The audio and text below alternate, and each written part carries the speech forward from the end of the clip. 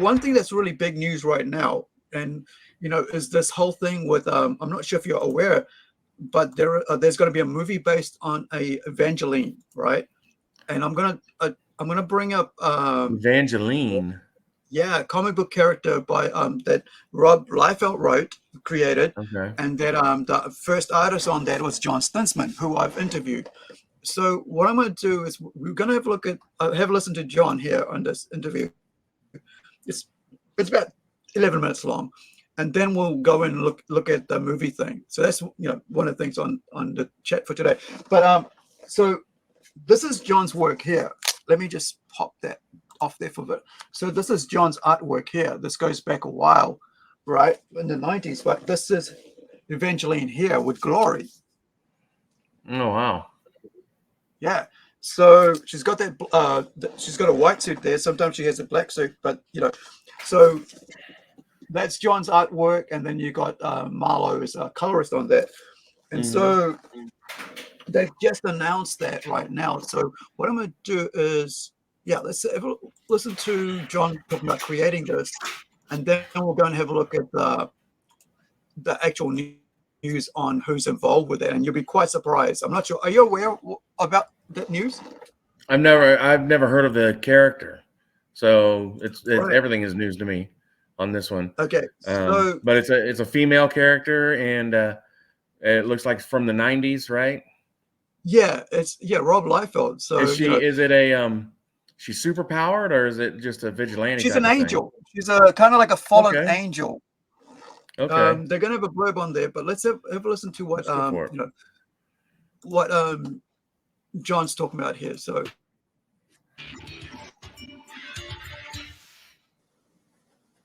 and John Stinsman is locked in here with me today. Like all you other folks out there in the world, where are you? And wherever you are, welcome and thank you for joining us today. And I'm quite excited for this one because I actually have a piece of work that's very precious to me because it's one of the ones that I actually have that's like this. And I was quite surprised to see that John, this person I've recently met on Facebook through Niobe Comics, as that person, right? Who created the artwork and stuff. And John, before we go ahead, do you want to just because I know I cut you off because you were talking about Avengelyne. I just wanted to go back on that. Not part of the interview, but tell us a bit about Avengelyne because I'm holding her up here, and I was just saying off air that I have a large poster of someone which I thought was just a cosplayer, and this in this poster, and that was it of doing Avengelyne. But who was Avengelyne? She was based off a girl named Kathy Christian, who was she and I actually worked together because I did Vampirella a year or two prior to Avengelyne, and she was the Vampirella model. And so we would do conventions together, me as the artist and her as the model, dressed as Vampirella for Harris Comics at the time, which is who owned what was publishing Avengelyne or Vampirella, pardon me. And then she just, I left and I didn't really know what had happened to her. And then all of a sudden she popped up, and the way I found out that she was around again was because she was dating or engaged to the publisher of Image Comics at the time, who was Rob's best friend from high school at the time. And I say at the time because things have changed over the years with everybody. I found out, that they were based. Rob had gotten with his friend Tony Libido, who was the publisher of Image Comics, to sort of come together and create this character of Avengelyne based off of Kathy. It wasn't so much that it was based on her in any way that it sort of went into her as a person. It was just she was going to portray the character at conventions and on covers and things like that. And I think she had gained a following when she did Vampirella, so she was very popular as Avengelyne as well, and you know, she would be with us at the conventions doing signings and stuff like that. So yeah, it was fun. I mean, just thinking about her as Vampirella, you know, like now it's like people get, you know, that stuff, you know. But I mean, we used to appreciate beauty, right? And we used to like go, Sure. yeah, that looks gorgeous. I mean, that's why I mean I have this poster, you know, and all these comics from all the you know, all of those times and stuff, and you know, I got tons of it. Sometimes I don't know where my comic is that I'm looking for, that I'm after. I don't even know if I still have it, and it's like crazy trying to find these, you know. But Oh yeah. to hear about that, that's pretty awesome, because I mean, it's not just someone who just had a poster made of her. It's actually someone who actually is part of you know, of the scene. That, I mean, not part of the scene, but part of like almost like part of the company as, you know, as a model. Yeah, I mean, in the credits page, it says, you know, based on the likeness of Kathy Christian, and I think co-created as well. You know, I don't know how much she had to do with it, but yeah, you know, she was, and then you know, she was. It was funny seeing her as as Vampirella, because she was a very Christian conservative woman. Yeah. And you know, to portray that character was strange, but she wanted to be a model, and that was her, you know, the gig that she got, and she relished it and enjoyed it and was very cool with it. And I enjoyed her company very much. I thought she was very nice. I don't know what happened to her. She did end up marrying Tony Libido, and then they ended up eventually getting divorced, and she disappeared off the face of the earth. And I don't know what happened to her for the last, you know, 20 plus years. I don't know. She's just disappeared. So, you know, you mentioned Rob. You mean Rob Liefeld, right? Yes, yes. Yeah, just for those people who didn't know, Right. Yes, yes. Used to work with yeah, with Image, and I that's worked at where Image under Extreme Studios. Yeah. All right. How are you doing? You know, how's things? So that like the reason I was making more funny faces, I hate watching myself on screen. I find myself like I'm cringing at it, like myself hearing myself talk. So it's not, you know, it was nothing to do with John. I enjoy talking, you know, talking to John and stuff. Yeah. But I just find I cannot help but react to myself in the cringe, being cringed at myself, you know. But this is basically just came out this week. Must have been Thursday or Friday. The news came out, because they've been trying to get Avengelyne started since about 2016, when they were thinking about Rob was talking to friggin' Ronda Rousey, right? Oh no, sorry, Gina Carano as being Avengelyne. And so that was the last time they talked about this, and so everything went dead. There was nothing being talked about, and suddenly this pops off. Like, you know, you got Margot Robbie, Barbie girl, just, you know, $1 billion movie, and all that, you know, whatever she's gotten off, you know, income off that. Maybe she had like a royalties, you know, if this movie makes this much, I'll take this percent, you know. And so when I looked at this, it's a $60 million budget has been allocated to this movie. And so this, I'm going to put this this little I love this part where they put this on, so you can, like, you know, you can actually hear what they're saying, you know, what's been written. So let's have a listen to these guys, if I can get this. Olivia Wilde, Margot Robbie to adapt comic Avengelyne from Deadpool creator by Rebecca Rubin. Olivia Wilde, Margot Robbie, and X-Men producer Simon Kinberg are joining forces for a feature adaptation of Avengelyne, a comic book character from Deadpool co-creator Rob Liefeld. Wilde, whose filmmaking credits include Booksmart and Don't Worry Darling, is attached to direct. Robbie's company Lucky Chap and her partners Tom Ackerley and Josie McNamara are producing. Kinberg, a writer and producer of X-Men tentpoles, will also produce the film. The project doesn't have a home yet, so the creative team will try to sell the film to studios and streamers in the coming weeks. It's unclear who will play Avengelyne, an angel who fights the forces of evil and often finds herself face-to-face with demons and monsters. Rob Liefeld, best known for bringing to life the Merc with a Mouth, aka Deadpool, co-created the character of Avengelyne in 1995. There were prior attempts to turn Avengelyne into a big screen star, but they never got off the ground. In 2013, Gina Carano was attached to star in an adaptation. In 2016, Paramount reportedly nabbed rights for a version from filmmaker Akiva Goldsman. Lucky Chap has been in high demand after the blockbuster success of Barbie, which was the highest grossing movie of 2023 and nominated for 8 Academy Awards. Up next, the company is producing Wilde's new Christmas comedy Naughty for Universal Pictures. Lucky Chap's other major projects include the Oscar-winning dark comedy I, Tonya, and Emerald Fennell's features Promising Young Woman and Saltburn. It most recently backed the Sundance coming-of-age film My Old Ass, which sold to Amazon MGM Studios for $15 million. So yeah, so that's, you know, Next article. let me get rid of that. By traumatizing years with Brian Singer. So it's gonna, you know, with the movie being like $60 million attached, that's not like a low budget quality, you know, thing that they're doing here. They're actually doing something, you know, something with prominence, right? Like high budget block kind of, you know, the blockbuster budget stuff, which is good because, like, you know, you want to see something of quality when it comes to comic books because there's so many comic books made. But this is not your A-list comic character. You know, it's a beloved character in the indie scene, but it's not like a, you know, it's not a big, you know, big name character. So this is the company, right? So the Lucky Chap. So you got Barbie, Saltburn, Maid, Promising Young Woman, Birds of Prey TV show, the one that, like, you know, was really bad. But then you got I, Tonya, which is really good. Boston Strangler, Dollface, which is really good. That series. Your Terminal, was that what? I can't remember Terminal. I think it was a takeoff on the. I know that's something else.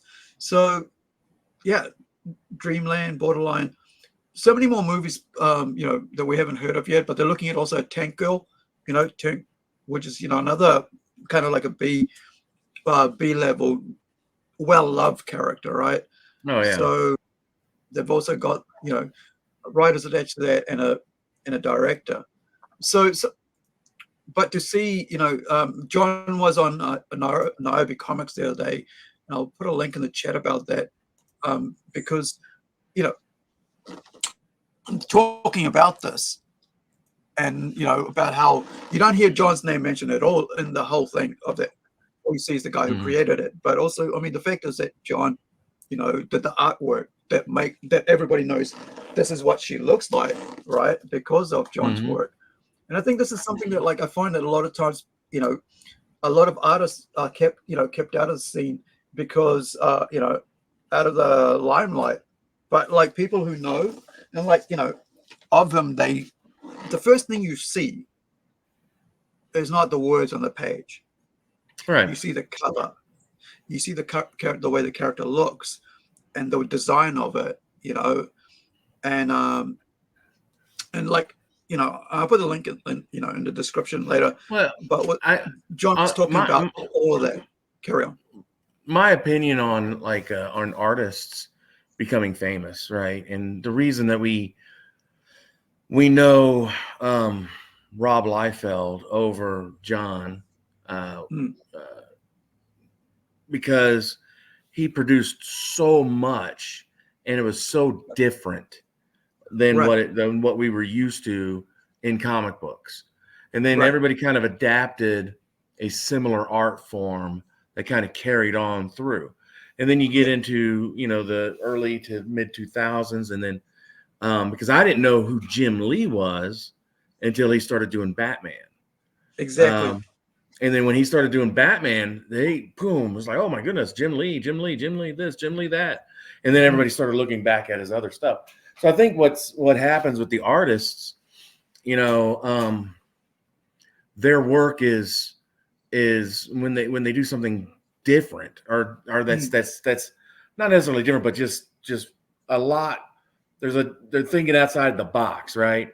You know, when Todd McFarlane, I love Todd McFarlane drawing Spider-Man. Yeah, I love watching him draw Spider-Man because the webbing that Spider-Man is shooting out is it looks just organic. It looks kind of like it's tangled up in a mess, which would kind of make sense if you're trying to, you know, catch the webbing while you're swinging and stuff.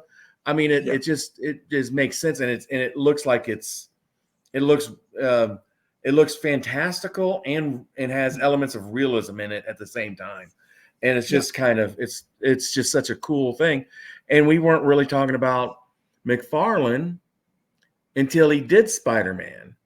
But before that he did Batman Year 2. And when you look at the Batman Year 2 stuff, the way Batman's cape flows out is just it looks gorgeous and amazing.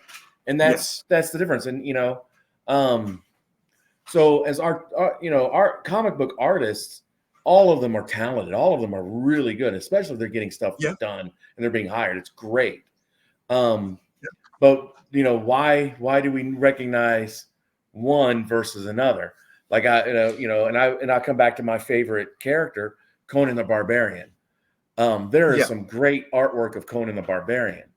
And when you look back at Frank Franzetta's Conan the Barbarian, he didn't do a lot. He did a bunch of Conan, but compared to what's out there, he did very little. And but everybody goes back to Frank Franzetta. Oh, he did some really good Conan stuff, and that's my opinion. I think it's just occasionally something, an artist will do something and they do normal work the whole time. They're just paying their bills. And then all of a sudden they draw something that just looks fantastic. So out of this world. And you're like, oh, okay. Well, who's this guy? Let's go look back at his artwork. And then everybody goes back and checks it out, so it's a finicky type of a profession, and you're people have to like it for you to be successful. That's what it comes down to. One of the things, because I work with so many artists, right? I like with the work we do, and each one of them have their own style, which is why I choose them, because I want each story that I write to be different from any other story, because based on that work. So we've got one here from James T. Hill, right? And he's working on this one, so you can see his work, and his style. And we've got him doing covers for almost all the comics that I put out. I always ask them for a variant cover, because all our cover B is always going to be one of his works, because we like cover A to be the original, the artist who's doing the inside work. And so you get to see his work coming out, and it's just such a to be able to have so much talent available now, and to see their work on this. Every time I get a page, I'm so excited, because it's so it's such a great because I see my work, right? I write down some text, and now that text has been, it's turned into a panel like here, right? Oh yeah. You get this awesome little panel from the whole page, and there's this little panel there. And I'm like, just look at that, and I'm like, it's just exciting. And let me go ahead and keep talking about that. I got to step aside for just a second, okay? Right. I got to take some care of something back. Sure. So there's another one, another artist that I've been posting images of our artists, because it's, I've been busy, because I haven't been able to do any, because of my back, I haven't been able to do any sort of live streaming and talking about that. So I've been posting and promoting our artist works. So one of the most recent sort of work I'm working on is putting out the work. I'm waiting to put out this comic called The Tortoise, chapter 1, volume 1, of volume 1, issue 1, right? We're doing it as a manga, so I'm calling it a chapter rather than an issue. So we're going to put out a 36-page chapter of this comic book. So I'm doing the back matter, writing in the artist, who's the artist on it, the sort of giving up little images here, to show you the artwork that we worked on as a promotion piece, to see, working with the artist to design the characters. This is Amber here, right? The young girl, and then here's Amber, 22 years old, sort of you kind of the necklace and stuff, the tortoise, and sort of being able to show you the artwork that's going to be coming out for issue 1, right? We're about to put that out as a digital. We're releasing this comic as a whole manga, so 4 chapters altogether as a manga, but also releasing it as a single issue as well, right? So you can actually get single issues, all 4 single issues for collectors, right? As a, at the same time, not waiting to go one, well, one's available now and then in 4 months there's another one. No, we're gonna like put these out together as a whole pack, and so you can either buy it as a manga book, black and white, or with a volume, like a single issue set with variant covers, wraparound covers, original covers, so on, right? And we've got the first issue already done, and not safe for work covers or safe for work covers, right? Because we want to offer both for American, in a sense, like American readers, as well as like releasing it as a Spanish language as well as in Portuguese, right? So you can read in 3 different languages: Portuguese, Spanish, as well as in English, right?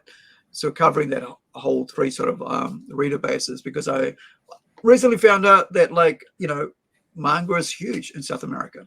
So, that was quite surprising to me. It was something that I wasn't thinking about, but we had a guest on our from Australia who was creating a comic book and, was going to go into Kickstarter.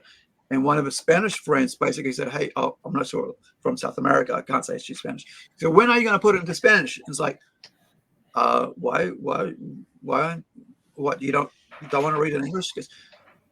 And then, we're talking about that, and I was like, yeah, well, I mean, I guess that's a good thing. And so because I've got an artist who's done the other artist who's working on the other chapters we're going to do, he's going to take over and do the entire book soon. He's doing that now, but he's doing chapters 2, 3, 4, and then come back and do chapter 1 again. So it's all his book, his art style, but this one we got to release chapter 1 because it's already been done as digital.